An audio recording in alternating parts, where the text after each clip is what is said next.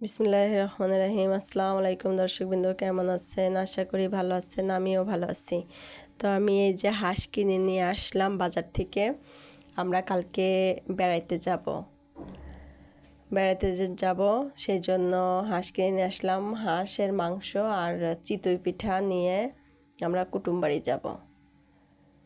তো এই যে আমি সেই জন্য হাঁসগুলো বাছাবাছি করে নিচ্ছিলাম। আর হাঁসে একদম লোম ছিল না, আমি হাঁসটা কিনেছি অনেক বেছে বেছে, যেন আমার কোনো অসুবিধা না হয়। বাসায় নিয়ে এসে এই যে সুন্দর করে বেছে কেটে একদম পরিষ্কার করে এখন মাংসটাও বানিয়ে ফেললাম। আমি সুন্দর করে এখন ধুয়ে নেব। প্রায় 1.5 কেজি সমান মাংস ছিল। হাঁসটা অনেক বড় ছিল আর দামটাও নিয়েছে 800 টাকা দিয়ে এনেছি, 900 টাকা বলেছিল। তো যাই হোক, আমি প্রথমবার হাঁস কিনলাম, আপনাদের ভাইয়া বলে দিয়েছিল যে ওরা দাম বেশি চাবে, 2-1 টাকা কম করবা আর দোকান ঘুরে ঘুরে দেখবা। তো দেখে আমি বেছে আর কি হাঁস ধরে বেছেছি, কারণ হাঁসের ভিতরে অনেক লোম থাকে। আমি আবার একটু মানে রাত হয়ে গেছিলো, আমি অন্য জায়গায় গিয়েছিলাম, যার কারণে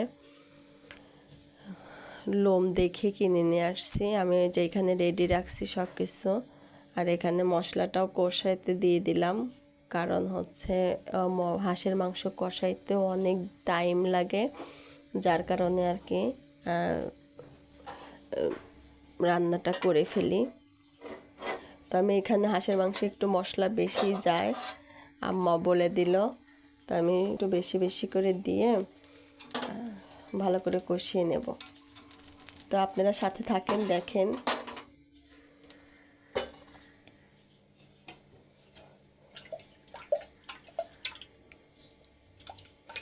এই যে আমি সুন্দর করে কষিয়ে নিচ্ছি।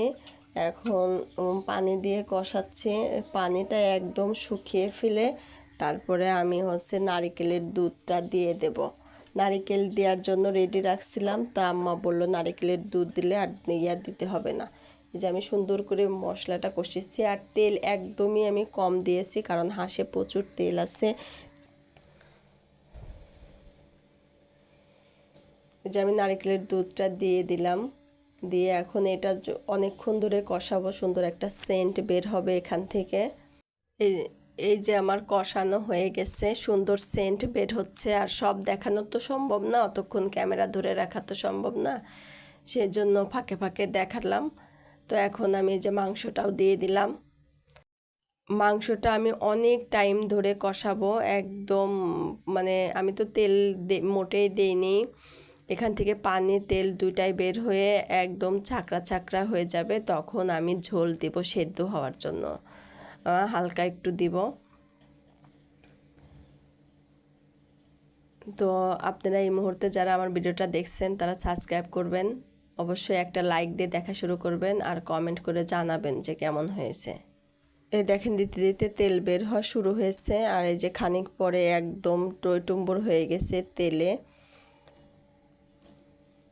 তেলে ঝোল হয়ে গেছে। তেলে ঝোলে একদম পারফেক্ট একটা হাঁসের মাংস রান্না হচ্ছে। জানি না টেস্টে হবে কি না, তারপরেও মনে হচ্ছে ভালোই হবে।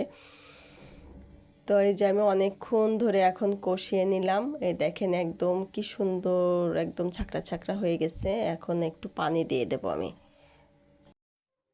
দেখতে পাচ্ছেন, এই দেখেন কি সুন্দর হয়েছে। আমি প্রায় 1.5 ঘন্টা ভরে শুধু এই মাংসটা এরকমভাবে কষাইলাম, আমার মনে হয় সেদ্ধ হয়ে গেছে।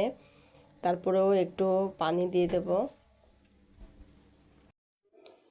এই যে আমি ঝোল দিয়ে দিলাম, এখনও অফ দিয়ে অপেক্ষা করব যতক্ষণ না হয় আর কি। আমি প্রথমে একটু হাই হিটে দেব, তারপরে একদম লো হিটে দিয়ে রাখবো সুন্দর মজার জন্য। আর আপনাদের ভাই অফিস থেকে আসার সময় বলতেছে কি আনবো, তো বললাম হাঁসের মাংস রান্না করতেছি, নতুন আলু নিয়ে এসো, নতুন আলু দিব হাঁসের ভিতরে।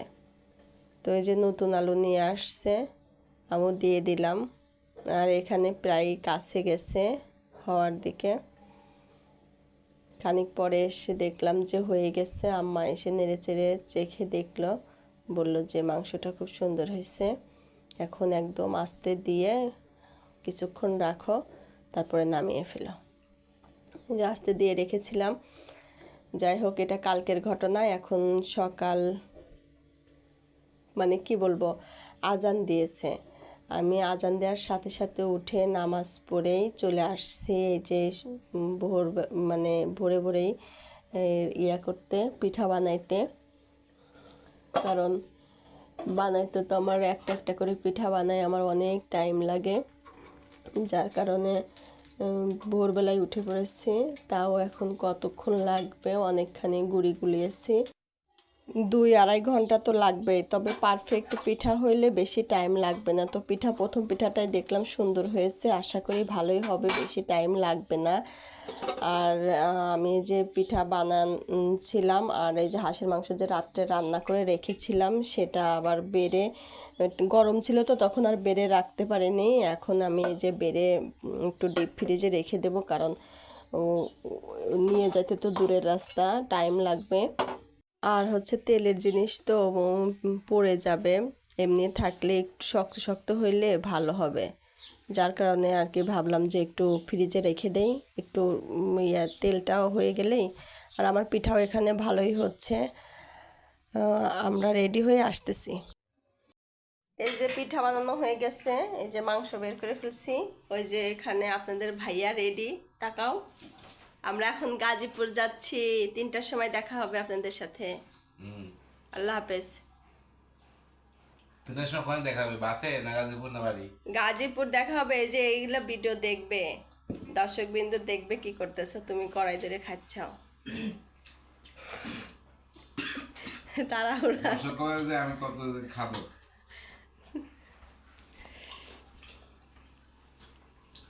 সকালবেলা এলোমেলো সব কিছু।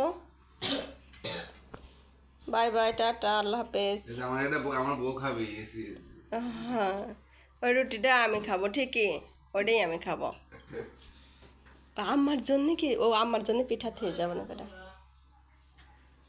ওরা ব্যস্ত আছে মা। 3টার সময় দেখবেন, ততক্ষণ আমরা গাজীপুর পাওয়া যাব। আল্লাহ হাফেজ। জুতা বাইরেই আছে।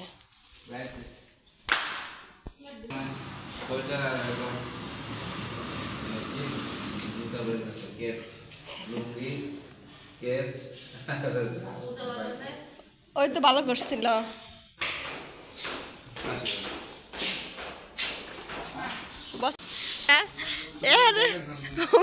ফহির লাগতেছে তোমার।